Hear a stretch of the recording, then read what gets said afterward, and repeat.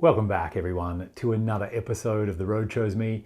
My name's Dan, and last time we talked about pop-up options for my Jeep camper. A vertical versus a wedge, all the different pros and cons. You guys left a ton of comments with a whole bunch of other options, and they're all brilliant. I apologize if I didn't reply to all of them. So in today's episode, let's go through all of those suggestions. What about linear actuators? What about a complete flip over roof? What about hard sides? What about all these different options? Let's get into the details and the pros and cons of all of those right now. The full flip over top, I think, is a great solution. These were probably made popular by a company called Flip Pack back in the day. And now these days, AT Overland make what they call their Habitat. And the Habitat's cool because it actually flips backwards from the bed of a pickup truck. I really like that option because you're basically just getting an awning for free. As long as the height is right and you can walk around underneath it, that's an immediate awning. And I climbed inside one of these once at Northwest Overland Rally. Mario from AT gave me a tour.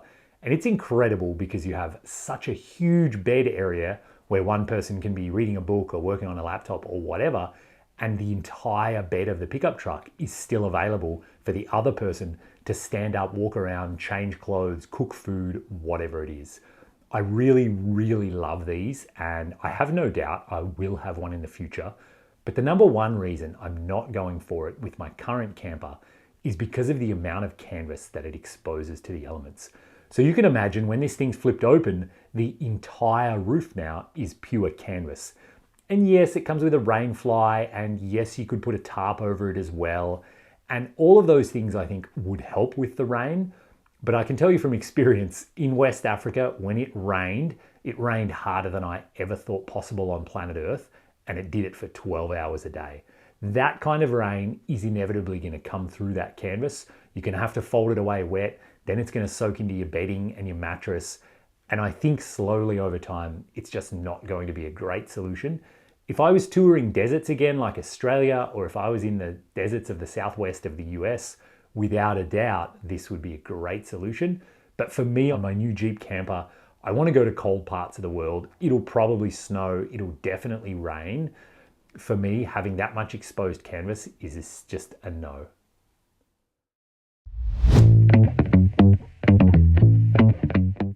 So linear actuators, I think, are really cool, and there's a bunch of different ways you could do this, and each one of them comes with its own downsides. The first way that a lot of companies do is you just stick the actuators on the outside of the camper, one on each corner, and they just go up vertically. Without a doubt it would work. The challenge there is the actuators are on the outside. They're going to get hit by tree branches. They're going to get covered in mud and dust and dirt. The sun is going to deteriorate them quickly. From my experience, anything on the outside of the vehicle just gets destroyed by the sun and the dust and the mud. So having them on the outside doesn't really work for me at all. The other option then is you put them on the inside. If you put them in the four corners, they're nicely out of the way. They don't use up your interior living space. But now you can't fold the canvas in because the actuators are right in the way of where the canvas wants to go. So then you move the actuators kind of more into the middle of the camper. That can definitely work. But now they're kind of in the way of your living space. So vertical actuators, for me, they don't really make a lot of sense. I don't love them. Then there's some kind of combination scissor lift actuator. And if you have a look, here's what Phil from Down to Mob has on his. And this is super slick. I really like this setup. So I reached out to the company who makes those actuators in China, and they don't make that exact setup anymore. What they do make is this one that I'll show you right now. This thing also looks super cool, and I did a lot of homework into whether this can work for me. And there's definitely a few downsides here. The first one is the setup costs $900 US. So not cheap to have a pair of these things. I was thinking one on the front and one on the back. The other problem is it weighs 35 kilograms. That's pushing towards 80 pounds. All of that weight is up really high. Again, not a deal breaker, but a bit of a downside. Actually, the big deal breaker for me is the height of this whole mechanism when it's closed is higher than the available height that I have in my roof. When we designed the roof, we didn't design it for any major mechanism like this.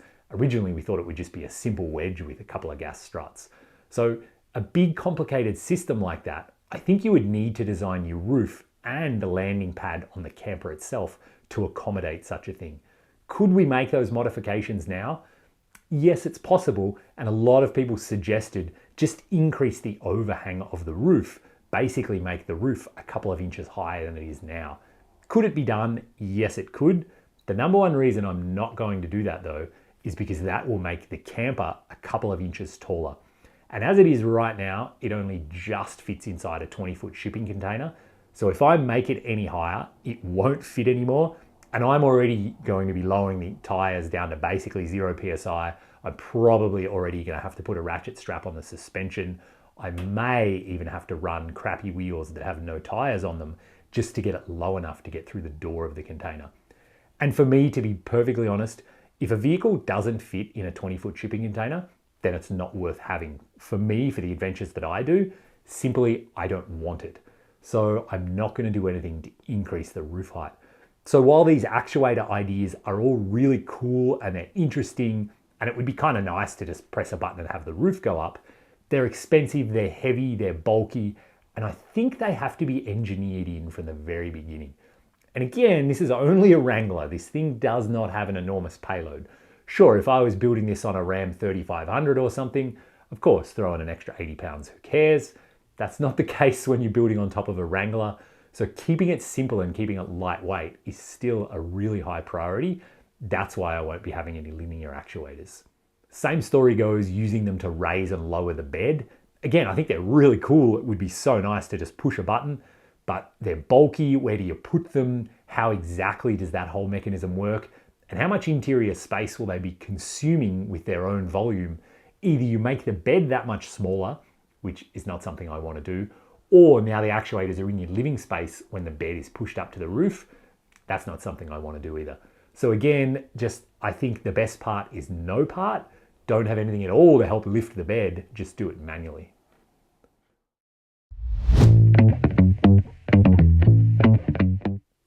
So bungee cords around the canvas, I think, yes, that is definitely something I'm going to do. You can see here, Supertramp campers put their bungee cord right around the whole fabric, and I know this works really well for them.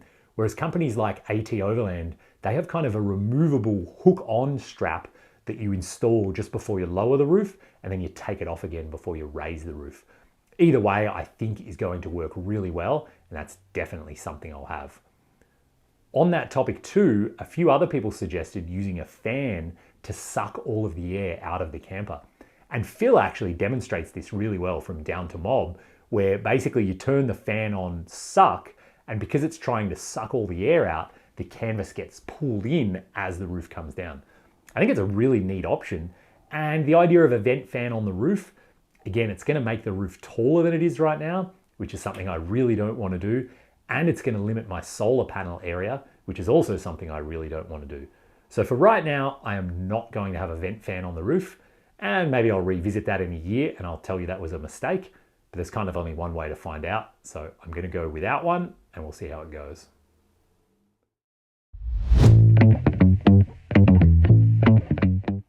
The next thing that a few people suggested to get the bed out of the way is to have kind of a bifold system where the bed actually folds in half and pushes up, part of it towards the front or the back of the camper and some of it up towards the roof.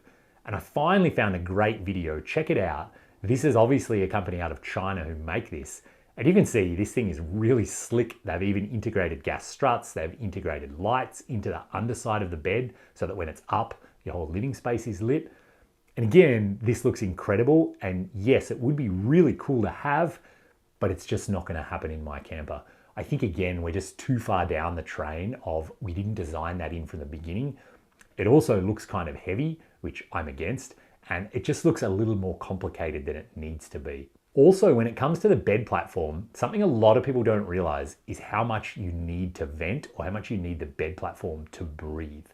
Basically, everyone that I met driving the Pan American or driving around Africa, if they just have their bed, their mattress directly on a surface like fiberglass or plywood or something like that, inevitably they were having condensation and mold problems. Their whole mattress was just covered in mold and it was disgusting. And it didn't even matter if they cleaned it out thoroughly, bought a whole brand new mattress, which is hard to do. it just comes back again. The reason being the mattress can't breathe. So something I've really been thinking about is what kind of surface can I have the mattress on that's going to allow it to get a lot of airflow and to make sure that it breathes and doesn't wind up with a big mold problem. So I need a platform that either has slats in it, or maybe it has some kind of webbing, something so that it will breathe, which unfortunately I don't think that bifold mechanism can do. So with all of that said, I think the best solution to go for a vertical pop-up is to basically just imitate what everyone else is doing. There's a lot of companies who make these things now. They've built hundreds and hundreds of them. They've dealt with returns and warranty. They know what works. They know what's strong enough. So when we look at what everyone's doing in the industry, whether it's OEV, it's AT Overland with their Summit, it's four-wheel campers, they essentially have two gas struts on each side, and you put these gas struts on a nice big steep angle, and then on the front and rear, they have some sort of bifold or H-bar pusher mechanism. And this mechanism helps you actually lock out the roof and keep it up, and it makes it much more rigid and much more stable than just relying on gas struts. This is exactly what old Westphalia vans have. This is really, really common. And I think it's really common for a reason, because it works. And so as much as, you could spend a lot of time reinventing the wheel and designing my own solution, there's just no reason to when clearly it is a solved problem. This is one of those times I think it makes sense to just copy what the industry is doing. And so that's exactly what I'm going to do. It will be a straight vertical pop-up somewhere around 3 feet, because I really want to maximize my interior living space, and it'll have gas struts on each side and some sort of bifold mechanism on the front and the rear. This is the solution that I've decided to go with. And I know a lot of people are worried that it won't be as good in the wind as a wedge. And it's really interesting. I got some real world feedback from some people online who have the AT Summit. And check it out. Here's a photo of a full-size guy standing on the open roof of a Summit. The person who posted that said they were using theirs in what was essentially gale force winds. Ground tents were blowing away. Rooftop tents were being ripped off roof racks wherever they were camping. Their AT Summit, they said, the canvas wasn't flapping, the roof wasn't moving, it was solid as a rock in the wind. And I do think a big part of that is getting the canvas to fit really well. So that's a whole nother topic of discussion. But I think this is going to work really well. I have to run some numbers and calculate the force required for the gas struts. I have to find a good bifold H-bar mechanism for the front and the rear. And then I have to make sure I can get it all to integrate into my camper. So I'll solve all of those problems, get all of that built, and then I can have canvas made up for the pop top. So that's where I'm at. That's the plan now for the pop top. Again, thanks for all of your input. Thanks for all your ideas. Leave more comments. Let me know your thoughts on the things I've talked about today, or on other ideas that I haven't even covered. Again, what do you prefer? A wedge, a vertical, a flip over? I think it's cool there's so many different options, because they do all have pros and cons. Some of them are better at things than others, but that's great because it means we can have options, and what works for you might not work for somebody else based on the size of their family, based on where they're taking it in the world, based on a million different factors. So as always, thanks for watching. I'm just about to get stuck into actually building all of this stuff. I've been ordering parts now basically for the whole winter, so I have an enormous amount of work ahead of me to get the camper finished and get it in a shipping container so we can get on adventures this summer. If you want to see those, make sure you subscribe to the channel, give this video a thumbs up, and there's tons of behind the scenes content over on Patreon as well. If you want the inside scoop on where we're shipping this thing, what our timeline looks like, all the places we're going to explore, that's all over on Patreon right now. There's a link in the description, you can check that out. So until next time, get out there, have some adventures, and maybe I'll bump into you on the road.